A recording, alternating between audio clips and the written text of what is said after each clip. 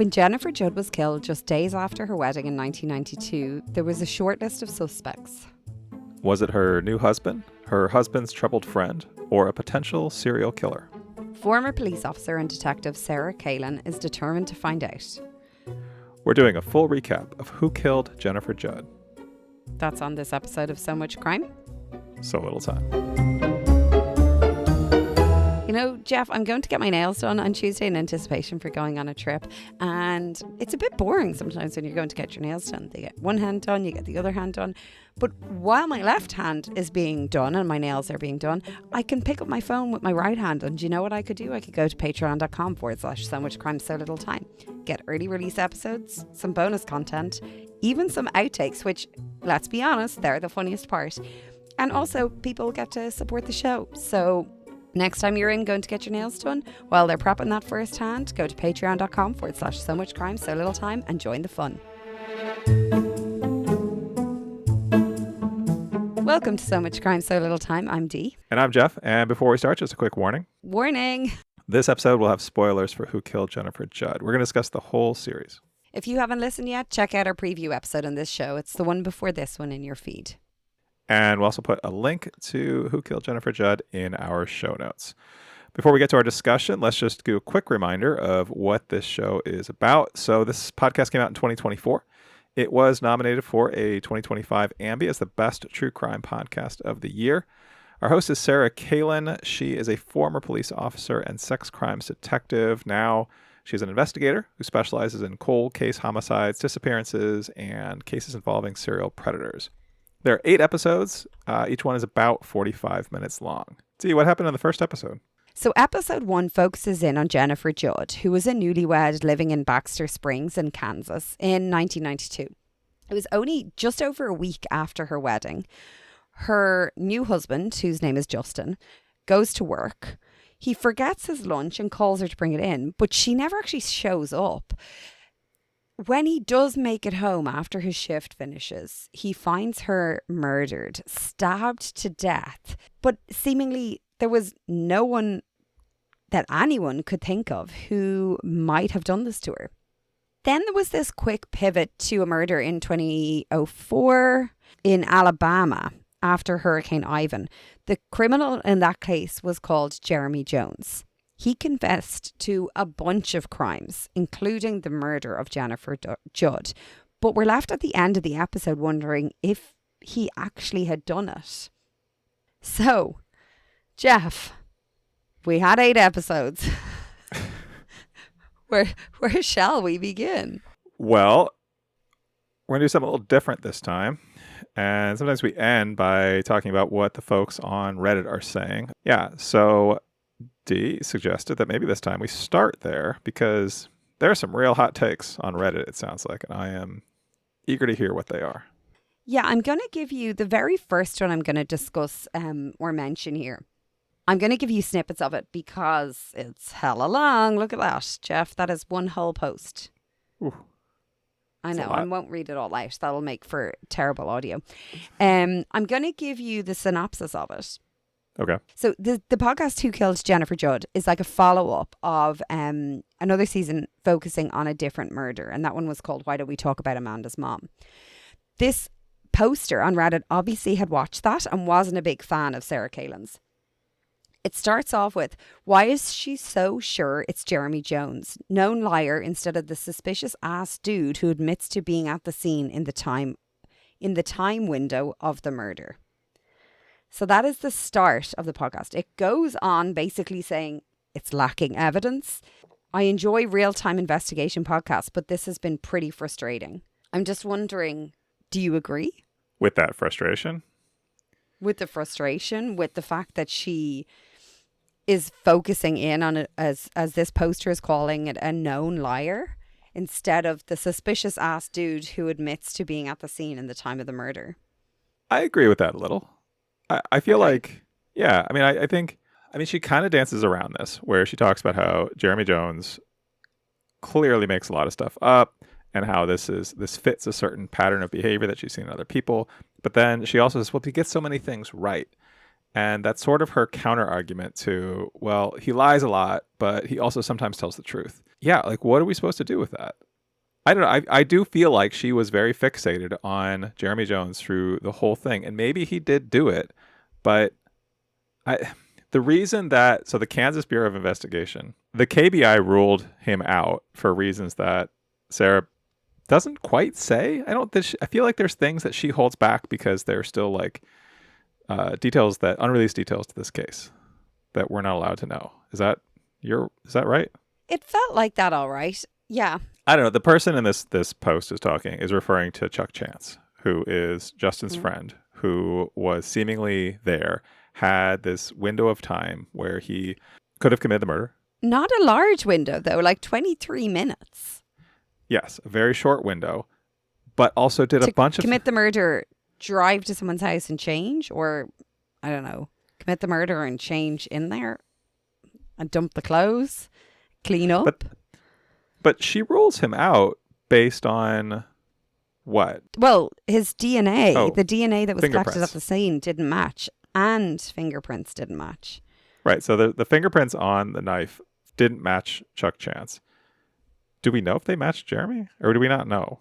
No, we never get told that, whether they match him or not. It's kind of frustrating. Are you not frustrated by that? Because we never get to find out. Yeah. So they didn't get the DNA sample, or they didn't get the samples to test. They tested against Chuck's. I don't know why we didn't hear about the end of Jeremy Jones. And it's kind of said, like, we will hear. Yeah. Soon. Right. But I'm like, we're 8 episodes in. Why are you producing this if we're not going to hear it? Like, if you feel like it's going to be pretty soon. Right. The thing you said, the person you were convinced did it in episode 1, by the end of episode 8, you're still convinced that person did it, but you've just sort of circled around other suspects, ruled some of them out, and have no clear further evidence that he did it. Like, I don't think there's anything substantive.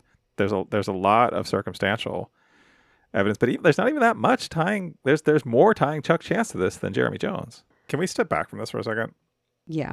You went down this Reddit rabbit hole looking up what people are saying about this. I feel like before you did that, when we chatted briefly about this, you were big on this podcast. You were big on Sarah Cailean.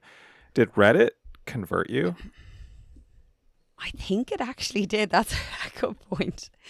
I think it might have. Okay. What I really liked about this podcast is I liked going on the journey with her. I felt like she brought us along the journey. And I found it really fascinating and infuriating, really slow at times. Like, she sent her DNA off. I'm like, damn it, Horatio Caine from CSI Miami, if anyone has ever watched it, would have this back in, like, by midnight. Like, why is it taking so many months? But I did enjoy her. I really felt like she was able to connect with so many people. Even, is it Alan Redden? Yeah. His neighbor that she meets in the stairway, that was really intense, this meeting. Yeah. And him being like, are you whoever? He's obviously waiting for some woman he doesn't know to come to his apartment, which is... It's not sketchy at all. A thing. Yep, no, not at all. And she's like, okay, I'm just going to back away. I found it very interesting how much kind of raw footage, audio we heard. It really felt like it was along the journey. And I did feel like she looked at each suspect. I didn't think she ruled anyone out too quickly. But I will say that the Alan Redden thing confused me. So just for context, or to remind anyone who might have listened to this podcast a while back, Alan Redden came up as someone who had grown up. His parents knew Justin's, the husband. Alan Redden's parents knew Justin and his parents from where they grew up. He had apparently been very interested in Jennifer Judd, was often hanging around where she worked. She had to ask the security guard to make him leave on an occasion, and then had to ask him again another occasion when he came back. He seemed to be kind of harassing her. She didn't like him being around.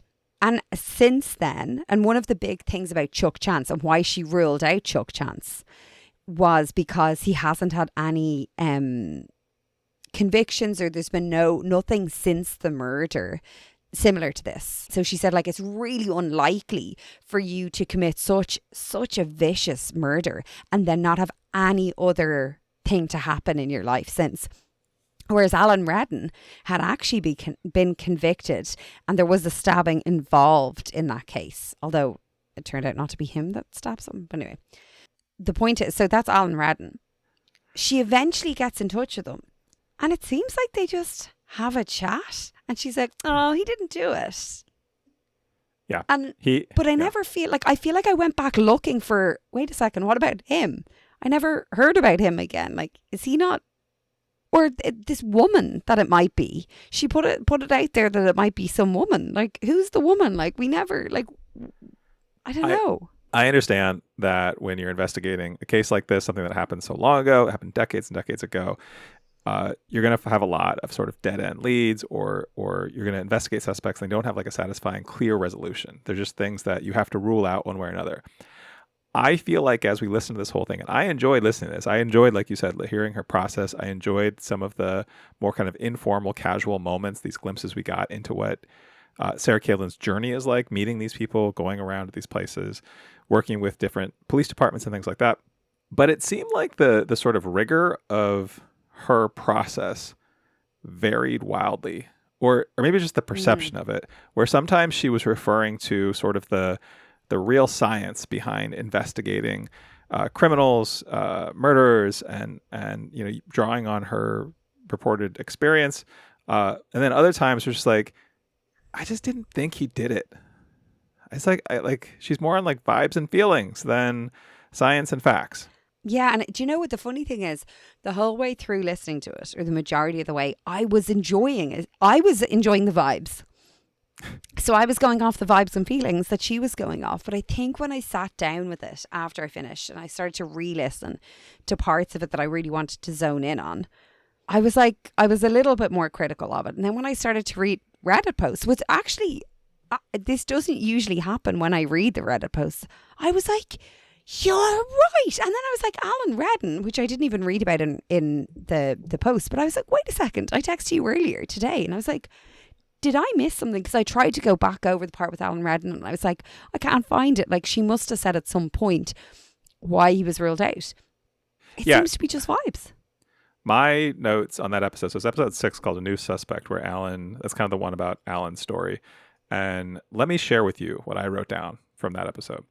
Alan Redden, criminal history and some connections. Chris Hausch re-engages with Jeremy. Why would you do that? Sarah gets deputized. Has the best guacamole ever. Redden stabbed and raped people in the 90s. Redden calls Sarah. Seems innocent. Chuck Chance ruled out by DNA in 2015 by KBI. I feel like those notes encapsulate the sort of bouncing around. I don't know why I wrote down about the best guacamole ever. That was one of those like sort of throwaway moments that I just thought was funny and didn't really help. But yeah, the Redden calls seems innocent. Seems innocent. That's the last thing I say about Redden in my notes. I get that when she's going through so much of the investigation, there's going to be dead ends. I'm fine with the dead end. We've gone down we've listened to so many podcasts that have dead ends, but I feel like they tell you it's a dead end. Whereas with the Alan Redden thing, for example, you could just keep going because you don't know that it's over. Like, I'm still wondering how that ended. Yeah. And it seems to be just on vibes. And the fact that he did have what she felt Chuck Chance didn't have, I'm like, are we testing his DNA? What's going on? And if we are testing them, I'm like, this is how many months later? I want to ask one thing about Jeremy Jones that I'd actually mentioned another person in this, in my notes there. Chris Hausch. Let's talk about her for a second. So yeah, as a reminder, if you don't remember who Chris Hausch is, she was a childhood neighbor of Jeremy Jones. She kind of ran in the same circle with Jennifer Judd and Justin Judd. It's a small town, so a lot of people know each other in different ways and to different levels. And she sort of re-engages with Jeremy when he's in prison by letter writing, and then it escalates to phone calls. And yeah, how did you feel about her role in this? I hated it. I really liked it at the start. I thought it was really quite balanced to have someone speaking about Jeremy Jones, who has obviously committed such heinous and horrible acts throughout his life. But to hear of him as a child, you know, in the innocence beforehand, him as a teenager, him having a really hard upbringing, which not shocking given all of the violence in his later years. But it was really nice to hear the kind of soft side of it, of him. I thought that was, I don't know, moving in a way, that she would speak about him like that. You see, the thing is, I think with Chris Hausch, and we have to remember, is she was someone who was in the community and so wanted to find Jennifer's murder. Yeah. And so she was motivated by that. And I get that. I get that for talking to Sarah Cailean. I don't get it for manipulating Jeremy Jones, I suppose. Is that weird that I have this bit of empathy, maybe, which is weird, but that's not where I thought you were going to take that. We have a guy who he's clearly mad about her. He's clearly trusts her and probably loves her in some way, in any way that he can. And she's, I don't know. I feel like the way that they used even the tapes, so much of the tapes, it wasn't pivotal information, and yet we hear about it. Like it felt like if someone recorded a conversation between me and a very close friend of mine, my close friend records that conversation and plays it for someone else. I'm like, the information is irrelevant. Like, I don't have a conversation with someone thinking it's going to go to someone else, whether we're talking about what we had for lunch or whether we're talking about something deeper. It's not what I think. Other than obviously when we're recording this podcast and I have a microphone in front of my face, and that's obviously going to happen. But do you know what I mean? Like, I feel like it felt wrong. I thought it felt wrong in a different way. I thought it felt wrong where I felt like Chris was being manipulated by Sarah, and Sarah was asking Chris to do things that, I mean, if you think about what she's really doing. So Sarah has basically encouraged and facilitated Chris Hausch getting in contact with, first with letters and then on the phone, having all these conversations with this guy who seems to be sort of fixated on Chris and theoretically is in prison for the rest of his life. But what if he's not? Where does this go for her? Like, this seems like her husband was really against Chris talking to Sarah and doing this. And I feel like that's just like there's a safety issue there that I didn't feel comfortable with. And if Jeremy were to find out that she was recording his conversations for the purpose of this podcast, based on this podcast host who seems fixated on Jeremy being proven guilty of this crime, that seems like a real scary outcome. So the further that went, as it went along, I got increasingly uncomfortable with it. Yeah, I suppose that's another side of the manipulation, but you're totally right. It felt unprofessional, but it also felt, like she was being put in danger. And as I said, the thing I think that annoys me most is what piece of pivotal information did we get from that? Was there anything? Like, there's nothing that comes to mind. Maybe there was. Maybe within it there was. But in actually hearing him speak to her, I didn't feel like we got anything like pivotal. It just felt like, look, if he had said, I killed her and I went in and blah, blah, like if he had said that, I'm nearly like, okay, look, that makes sense. We're saying that out there. But he's not saying that. They're talking about, like, they're growing up together and he's reminiscing and it just felt wrong to me. It didn't sit well.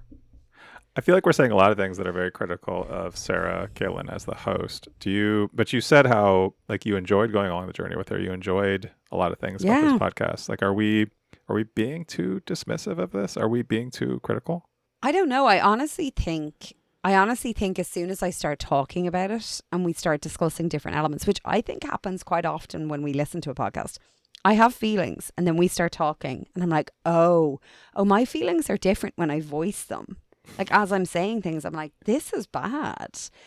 I still think as a podcast, it's not like it was awful. I thought it was, as I said, it was something I went on the journey with. I wanted to listen to the next episode. I was eager to listen to the next episode. It wasn't draining. It wasn't like, oh no, I have to press like the next one. I have to get this done. I very much wanted to listen to it. And look, maybe also this is nominated for an Ambi. We took this because we were like, this is going to be deadly. Like, this is going to be so good. I shouldn't use the term deadly. Deadly in Ireland, by the way, means great, but deadly when you're talking about a murder is probably not great. Maybe I'm putting it on a higher pedestal. I don't know. I think that's fair. I mean, we did pick this because it is so acclaimed versus something we just maybe found randomly that did not have a lot of sort of praise or positive critical feedback. Although it seems like Reddit disagrees here. Was all the Reddit things you read critical, or were there things that were positive? No, there was definitely a few things that were positive. I will say, and I was pretty surprised at this when I tried to look for it. I thought it would be more balanced, but I went out and it was hard to find some positive comments. There is the other Reddit post I want to talk about briefly. Okay. Is apparently her cousin has posted on Reddit to say that she's her cousin. And basically to say that this podcast was only approved by Justin and not by the family. And not by the Jennifer's family. Not by Jennifer's family. And the family Jennifer's family are working with another podcast. The case is also being reviewed by Purdue University. And then there's some like not so nice things said about Sarah Cailean. She's a joke, as you can tell in the podcasts. She's pushing a completely different narrative, and that it is Jeremy Jones, so her and the sheriff can write a book. She was deputized for the podcast in Cherokee County, Kansas, and she lives in Pennsylvania. That's a little sus. Also, is she sending DNA evidence to an unauthorized independent lab, which is not any law enforcement? Why would they do that, you ask? I mean, I don't feel qualified to question these things. Do you? Like, I don't.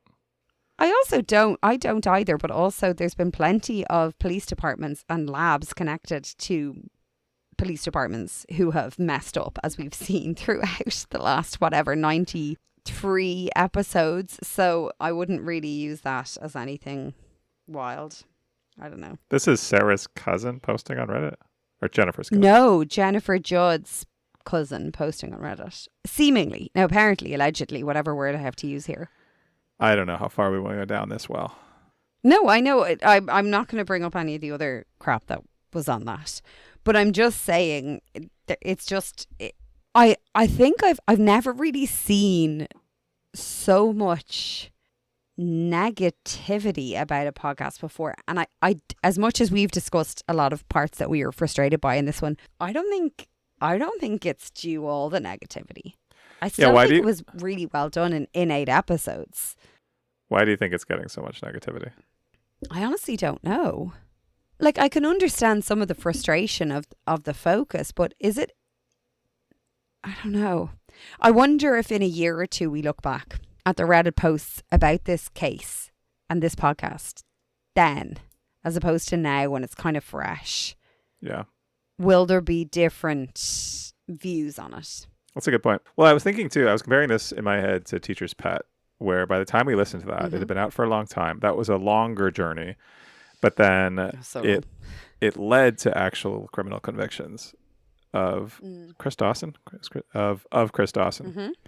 And then there was a whole, follow-up podcast about that. But yeah, I'm curious if, in a year or two from now, if this case actually gets some type of gets its day in court, where this goes. Because right now it almost feels, well, and you kind of alluded to this before, but it almost feels like this podcast came out too soon before all of the data is really in. Like even the data the DNA test that she was trying to do, like it's unfinished. Yeah, and like that's back in November. Like, has it not come back since then? Why aren't we getting a bonus episode to update us on it? Like, I feel like we're due that as listeners. And that's what usually we would see. The other thing I want to say is there was so many parts that were not elaborated on. Like, the evidence that was missing and they just couldn't find it, and it was the knives and it was so frustrating. And then we've tracked the missing evidence is the sentence or part of the sentence, the start of the sentence. Yeah. I'm like, tell me freaking more. What do you mean you tracked it? Who was keeping it? Who had it that didn't know where it was? Because that kind of tells us more and more about, it gives us more of an angle to look at. Yeah. Was it the KBI who are so zoned in on Chuck Chance? Was it them because they didn't want you to have it? Like, was it actually someone who, who is not really as involved now and maybe doesn't have the reason to keep it away from you. It just felt weird. I'm like, tell me more about that. Yeah, I don't know. I think we heard about the guacamole. We heard about her corgis. We also, I mean, there's also a handful of other cases we heard about that I don't think we need to go into here, but some unsolved cases that just got brought up and kind of explored for a minute and then seemed tangentially related, but then sort of fizzled out. I don't know. I think it's funny when you were doing at the beginning of this episode, our episode, you were doing the recap of what we covered in our preview. So episode 1, I was thinking, like, did the rest of this podcast, the other 7 episodes, kind of fulfill the promise of what we saw kind of set out in that first episode? And I don't know that they did. I don't think so. I think it was a strong start. I think it was a compelling beginning with some really interesting details. And, we got that whole bit about, what was his name? Birch, the cop in Mobile, Alabama, and some real good police work. Oh, I forgot about him. That's because he doesn't come back. Like, he pops in and out. Him and his wife. Yeah, but they're barely in it after that. And yeah, I think episode 1 was significantly stronger than the rest of this. I agree. Come here. I have one absolutely non-serious question to ask you. Did you listen to this on Spotify? No. Okay. Did you have ads for engagement rings in the middle of this episode? I don't think so. I listened on Castbox. There were ads. I don't remember what they were. That's a weird ad placement. Ads for engagement rings. Given this story, I was like, are you joking? Like, yeah. Is it just because the demographic usually that listens to these are like, middle-aged or women? I don't know. But like, even if it is, I'm like, I mean, it felt really weird. It felt like such a, what? Yeah. What like engagement ring company wants to be like, I know what would be a good place to put this? A murder about someone who gets murdered, or a podcast about someone who gets murdered 10 days after they get married. I feel like we should do an offshoot podcast just about the ads on the podcast that we listen to. That'll just be a little like bonus series. Oh my God. I actually don't think that's a bad shout for a segment.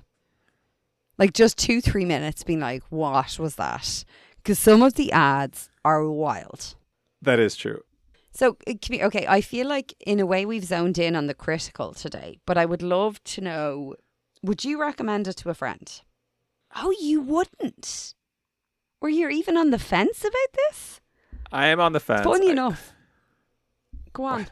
Do you want to tell me what I would do? Well, because you're taking so long to respond. I was like, I have to fill the silence, Jeff. I can't deal with silence. I am thinking about the question and trying to give it a heartfelt, sincere answer.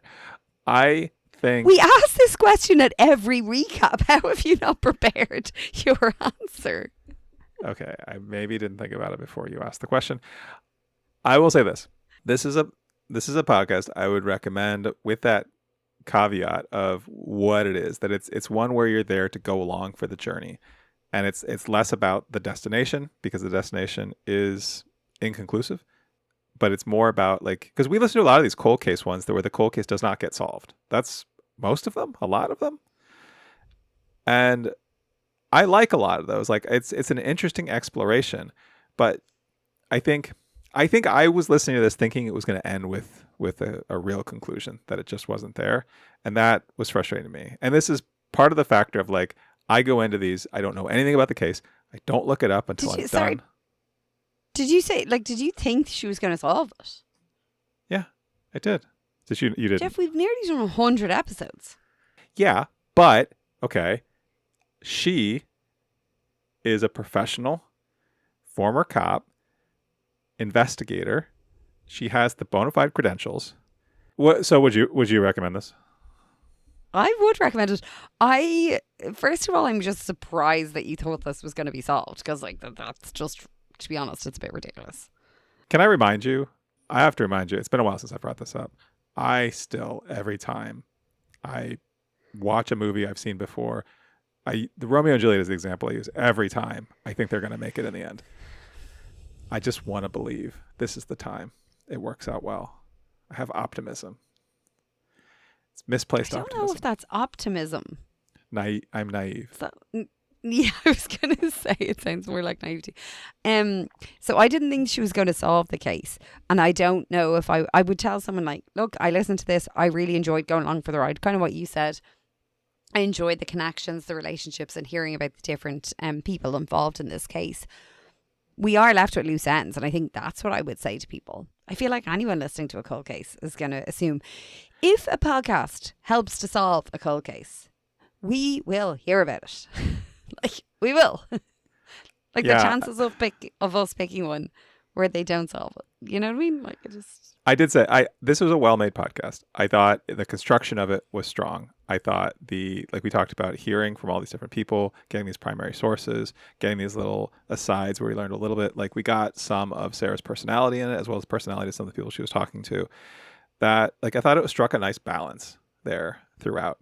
Some of the elements of, like, the wrapping up stories or giving enough details was lacking. But on the whole, I think this was well made, and like, it was an enjoyable listen. As enjoyable is not a good word. It was a engaging, interesting listen.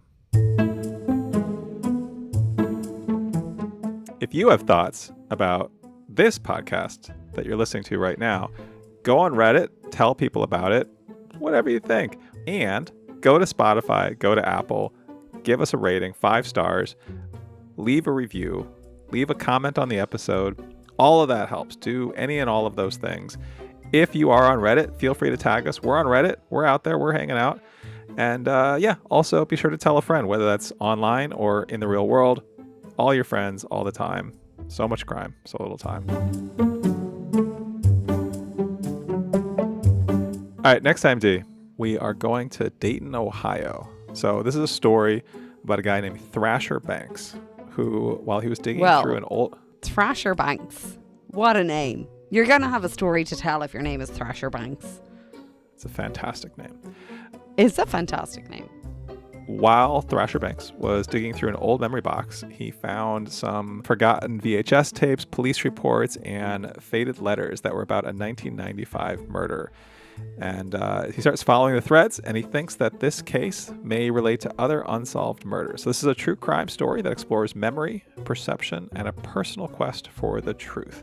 It is, along with Who Killed Jennifer Judd, a nominee in the Ambies for the Best True Crime Podcast of the Year. It is called Lords of Death. That is next time on So Much Crime. So Little Time.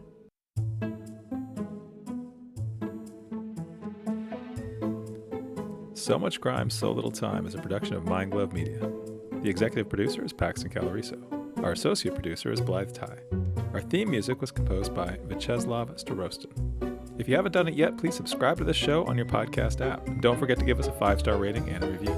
Even better, tell your friends. To join the discussion, look for us on social media. Check out the show notes for all the links. Thanks for listening.